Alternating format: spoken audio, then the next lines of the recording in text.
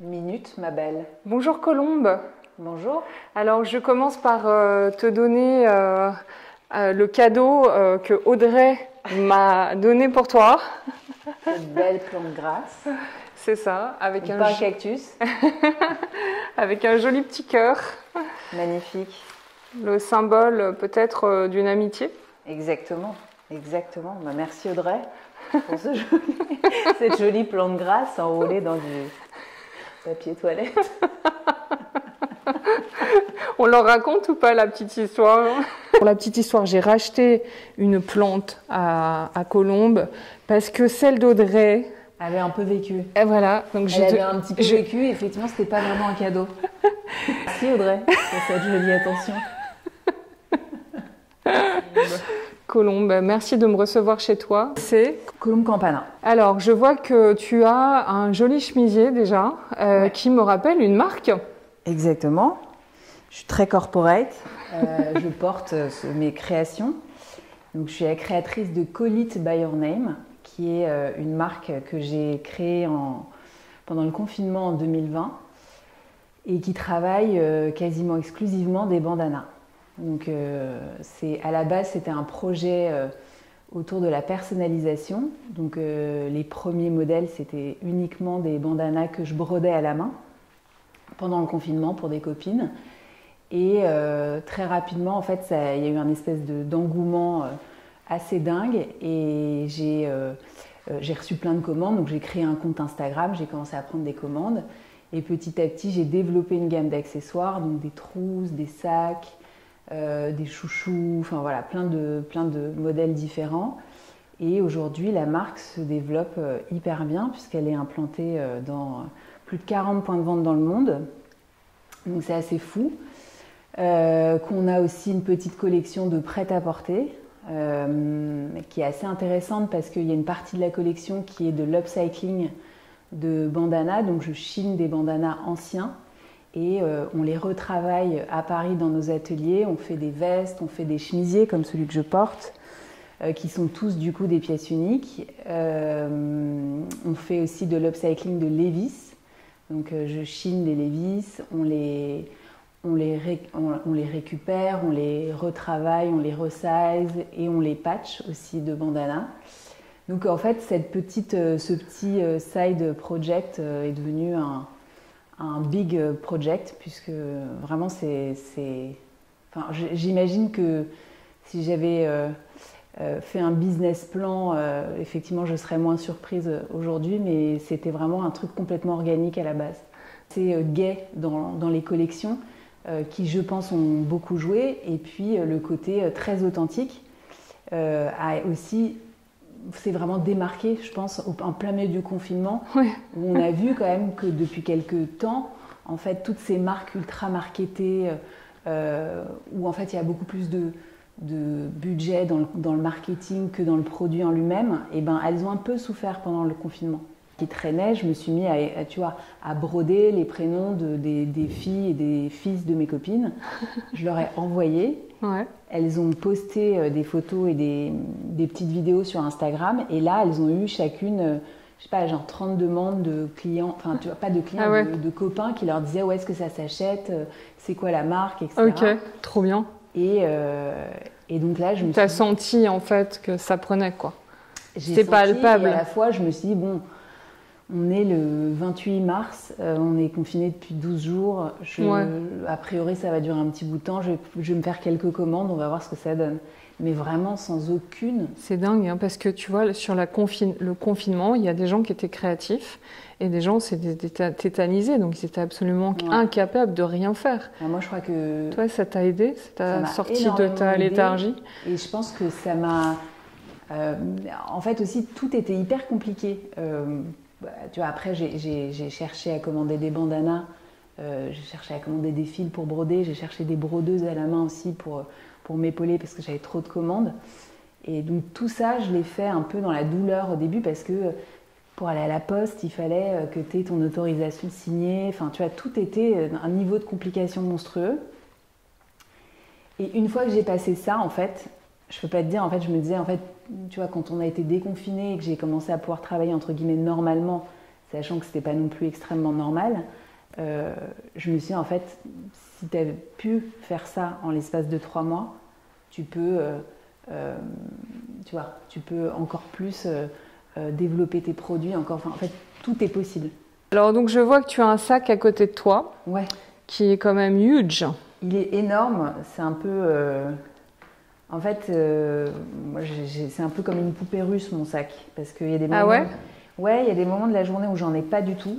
Ouais. Il y a des moments... En fait, en général, quand je bosse la semaine, eh ben, j'ai un sac énorme avec plein de trucs parce que j'ai toujours... Moi, je suis un peu toujours madame au cas où. Donc moi, j'ai mon... Voilà.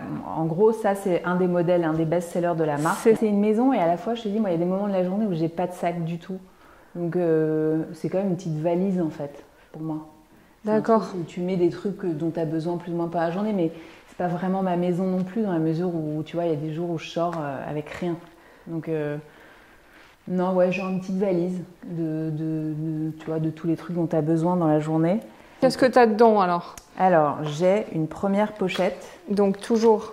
Bah, toujours corporate. Ouais. Pourquoi ne pas l'être? Oui, bah j'imagine que tu as quand même toujours ces objets-là avec toi. Ouais, alors cette pochette-là, je l'ai très souvent. Ouais. J'ai vu que là, il y a dessus, il y a un petit symbole yin et yang. Ah ouais. Qu'est-ce que ça symbolise pour toi, le yin et yang? Enfin, est-ce que ça a une importance dans ta vie? Non, pas vraiment, mais je trouve que c'est un peu l'équilibre du monde. C'est un peu, tu vois. D'accord.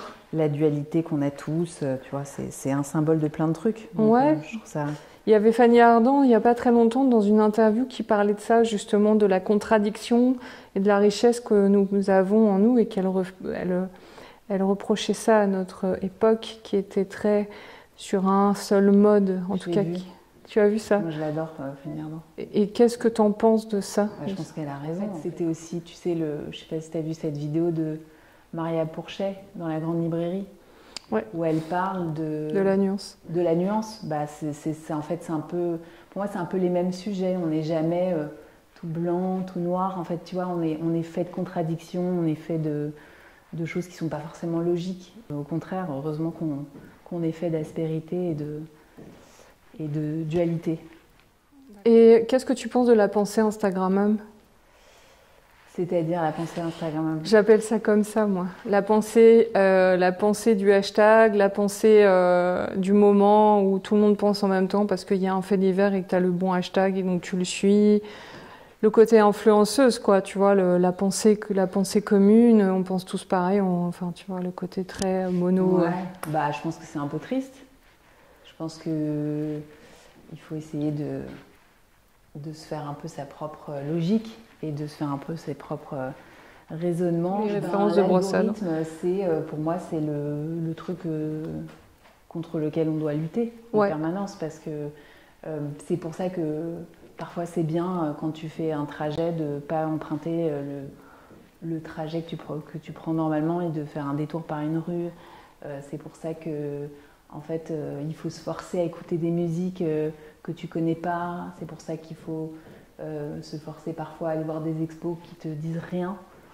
Parce que c'est ça en fait. On est tellement formaté en permanence qu'il faut absolument lutter contre ça à son échelle. Et toi et Instagram, quelle est ton histoire? Moi, Instagram, en fait, j'ai un compte.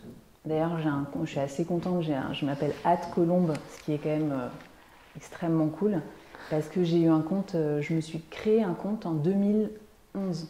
Donc je pense que Instagram devait avoir genre 4 mois.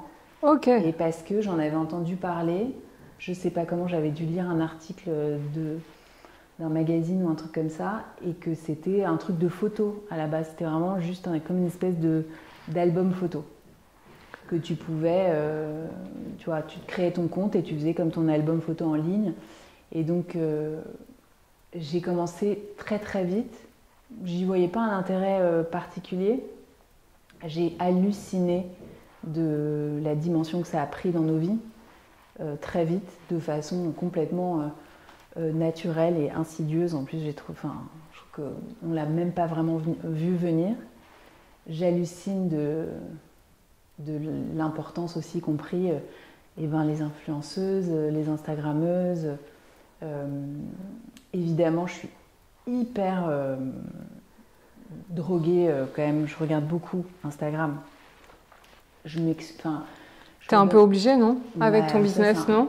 Oui, c'est un peu l'excuse que je me donne, mais bon, en vrai, je pourrais la regarder beaucoup, beaucoup moins. D'accord. Donc Si je suis complètement sincère, je passe beaucoup trop de temps à me faire des tunnels de trucs inintéressants. Voilà. Après, moi, je me console quand même en me disant que Instagram m'a permis déjà de monter ma marque. Enfin, clairement, si j'avais pas eu Instagram, j'aurais pas eu la visibilité que j'ai aujourd'hui. Et donc ça, c'est quand même très positif de se dire que enfin voilà, moi j'ai sincèrement pas eu de piston, j'ai fait tout toute seule, j'ai juste eu voilà, le bon produit au bon moment qui est sorti sur Instagram, qui a bien marché. Et Instagram m'a quand même énormément apporté en termes de visibilité, donc ça je trouve ça canon. Après Instagram, ça me permet d'avoir accès à des comptes, des gens dont je ne verrais pas forcément le travail en temps normal, dont j'ignorerais l'existence. Enfin, des peintres, des photographes. Moi, j'adore tout ce qui est peinture, photographie. Alors, évidemment, je vais à la FIAC, ça s'appelle plus la FIAC, mais je vais à Paris Photo, tous ces trucs-là. Je vais un peu dans des galeries, je regarde. Mais Instagram, ça te permet aussi de dénicher des tout petits artistes qui sont à l'autre bout du monde. Un photographe qui vit en Afrique du Sud. Par exemple, tu as découvert qui dernièrement? J'ai découvert il y a longtemps un peintre qui s'appelle Idir Daven. D'accord. Qui a un tableau qui est juste derrière toi. Ouais. Que j'ai trouvé sur Instagram. Je l'ai contacté. J'ai dit que j'adorais son travail. Il m'a proposé de venir voir son atelier qui est à côté du Stade de France. Ok. Trop bien. Ouais, trop bien. Après, j'ai trouvé un photographe aussi qui vit en Afrique du Sud, qui s'appelle Grégoire Escande, dont j'ai une photographie aussi. Pareil, je l'ai contacté, j'ai envoyé un message, il m'a montré un peu ce qu'il faisait, j'ai commandé, il m'a envoyé par UPS une photo. Ok. Donc sincèrement, en fait, je trouve que pour ça, c'est comme un espèce de marché à ciel ouvert. Enfin, t'as quand même accès au monde entier de façon très facile. Donc ça, c'est top. Et est-ce que tu fais des collaborations parfois avec ces artistes-là? Avec ma marque? Photographe Non. T'as pas d'envie là-dessus? Je fais des collaborations, mais pour l'instant, j'ai collaboré plutôt avec des photographes français. D'accord. Et plutôt des femmes. Sans vraiment en plus en faire un statement ni communiquer là-dessus, mais jusqu'à maintenant, toutes les photographes avec lesquelles j'ai bossé, c'est des femmes et elles sont françaises et je les ai rencontrées et en fait on a eu un bon fit et voilà, on a commencé à travailler de façon assez naturelle. Mais non, les artistes, oui peut-être, j'aimerais bien plus tard faire un truc, tu vois, ouais. Quand la marque sera encore plus grosse, tu vois, faire effectivement une collab ou inviter... Moi, j'aime beaucoup, par exemple, le travail de l'OEV qui fait toujours intervenir des artistes dans ses boutiques, tu vois, qui met en lumière des peintres, des artistes, des photographes. Ça, je trouve ça génial, tu vois, d'être une marque qui travaille cet aspect-là. Alors, comment on va continuer dans ta trousse? Alors, ma trousse, ouais. Déjà mes lunettes de soleil que je mets tous les jours. C'est classique Ray-Ban. Ouais. Avec juste la hanse, tu vois, elle est sympa. Ça, c'est un peu plus large que normalement sur les Wayfarers. Mais bon, elle est classique. J'essaye de m'acheter d'autres paires de lunettes que des Ray-Ban, mais j'y arrive pas. Je les trouve intemporelles comme le monde. J'ai mon petit boîtier de vélo. Ouais. Vélo électrique, depuis très longtemps. Ah ouais? Depuis combien de temps?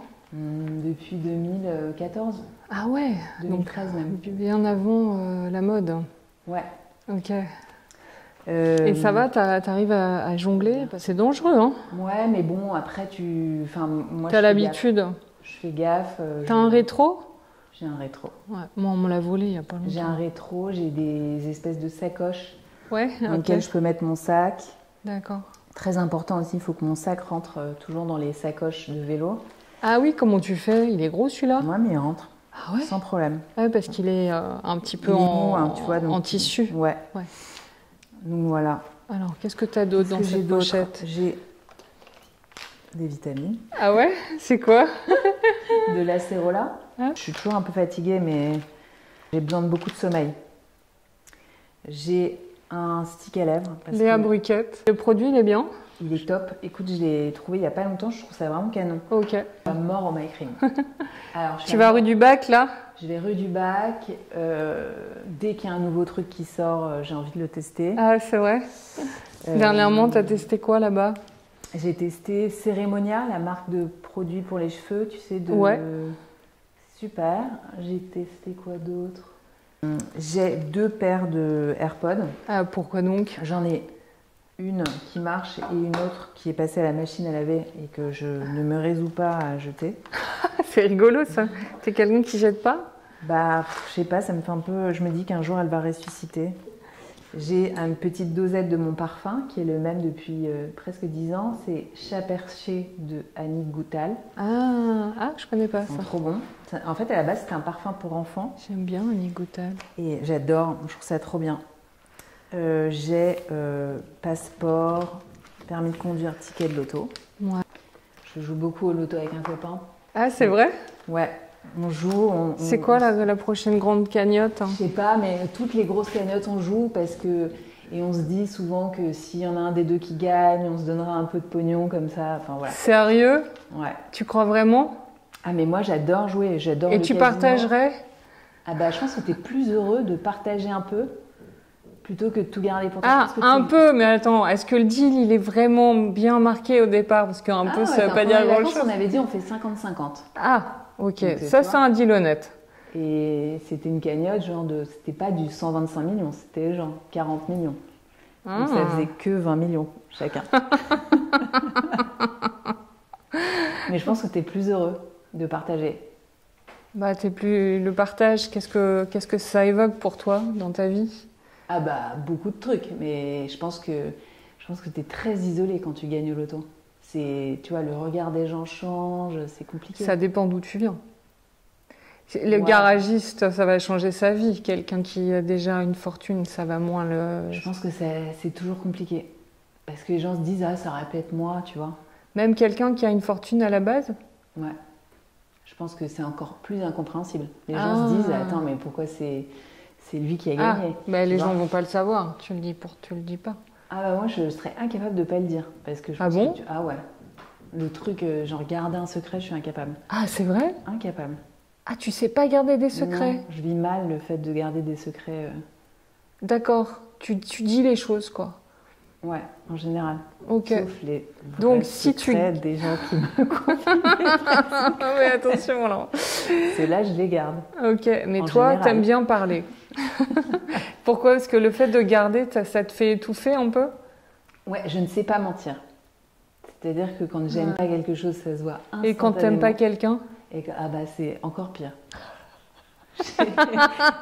Les gens peuvent t'en dire quelque chose. Ah, c'est vrai? Oui. C'est genre, elle aime pas, elle m'aime pas. Ouais, mais je sais pas, quand c'est les... Comment dire, je peux pas me forcer. J'y arrive pas. Oh, écoute, je suis flattée, donc ça veut dire que si tu es là aujourd'hui avec cette interview, c'est ok? C'est ok. Attendons la fin de l'interview. Non, Ah oui. c'est ok. C'est ok, t'inquiète.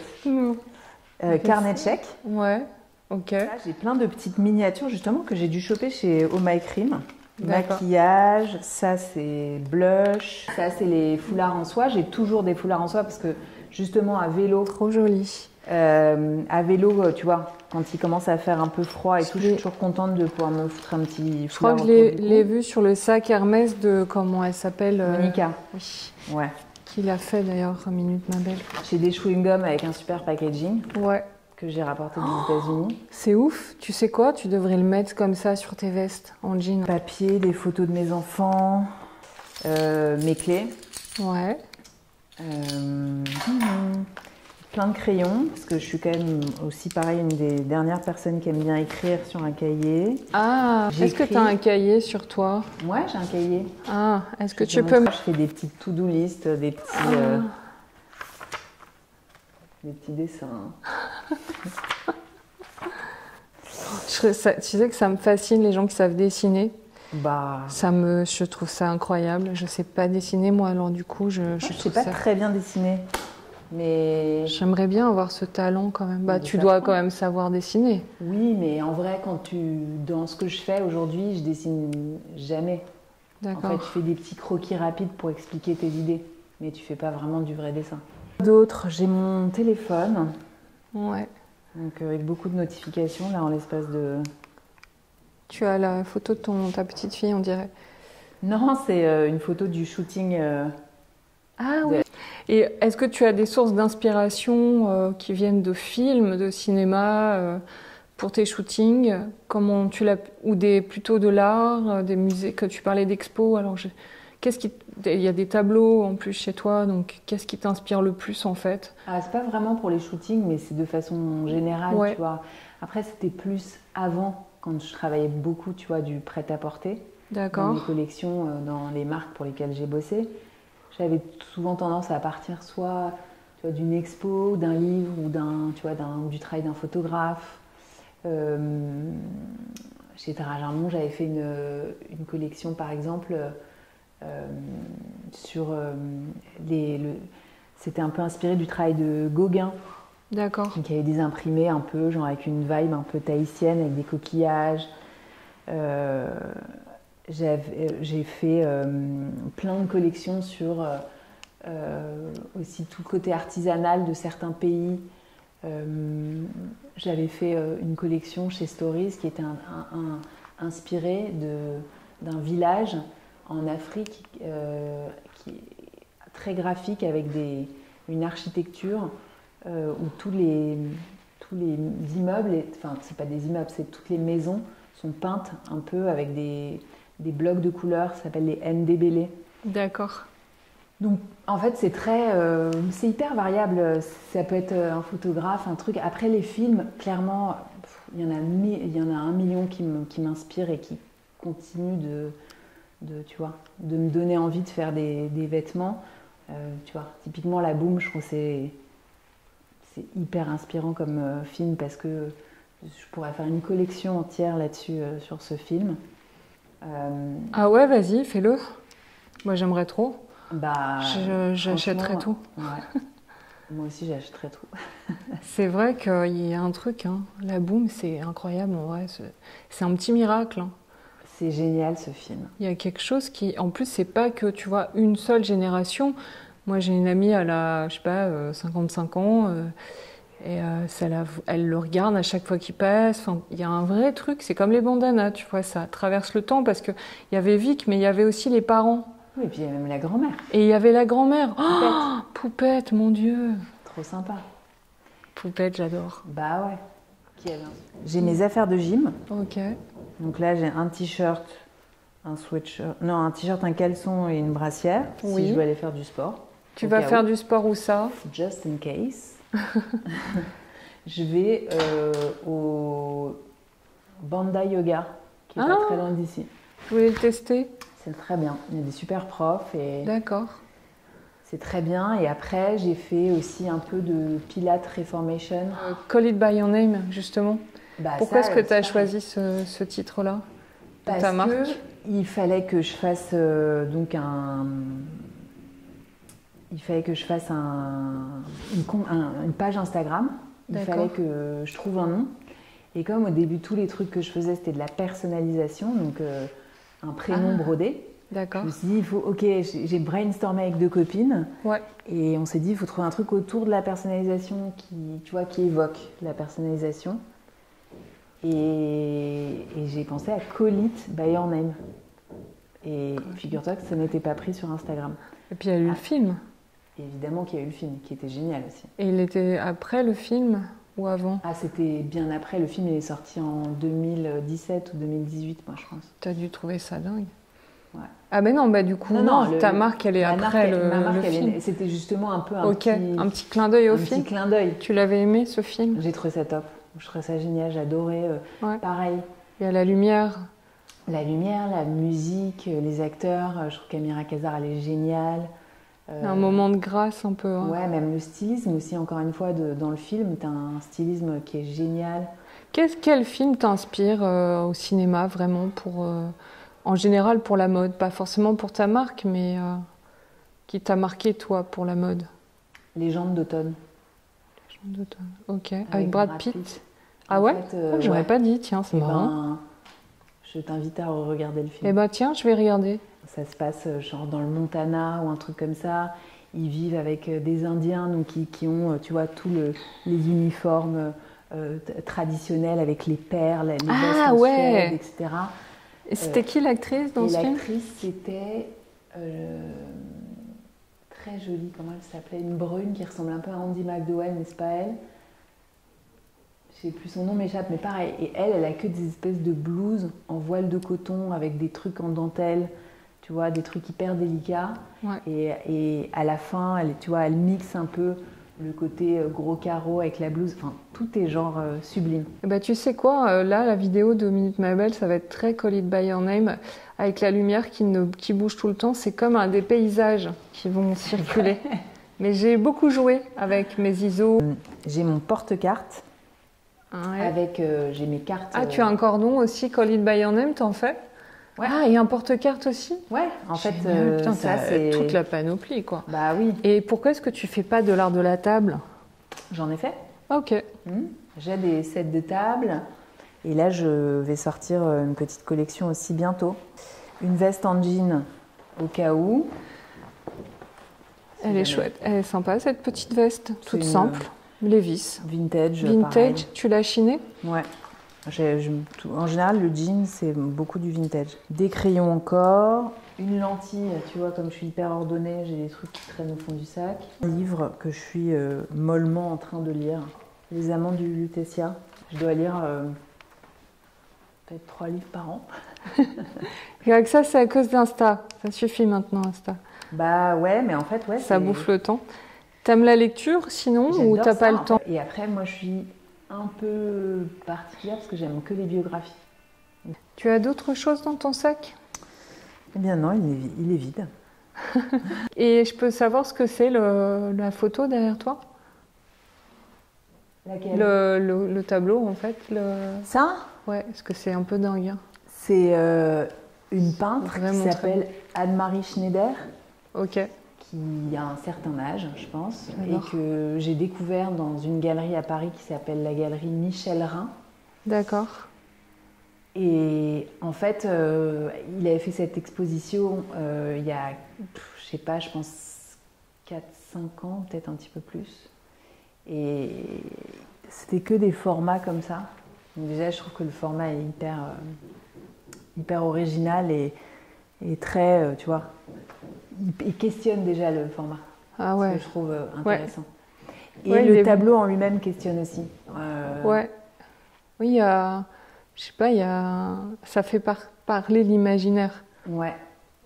Pour moi, ça a comme une espèce d'allégorie de la liberté, tu vois. Je sais pas, un truc avec la tête qui est détachée, qui est en haut, qui est... Et derrière, il y a quelque chose qui a l'air beau aussi. C'est ça, ce tableau-là. C'est dessiné, c'est du pastel. Ok. Et c'est pareil, c'est... C'est pas quelqu'un de ta famille Non, on dirait. Une artiste américaine qui s'appelle Mary Eastman. Et elle, pareil, j'ai trouvé sur Instagram. J'ai une copine qui était qui bosse dans le milieu de l'art et qui était dans une espèce de foire d'art au Portugal, je crois, il y a genre 2 ans. Et elle poste une photo de ce tableau-là précisément. Et donc je lui dis, je trouve ça trop beau, comment s'appelle l'artiste, etc. Elle me dit, elle s'appelle Mary Eastman, c'est une américaine, mais trop dommage, le tableau vient d'être vendu.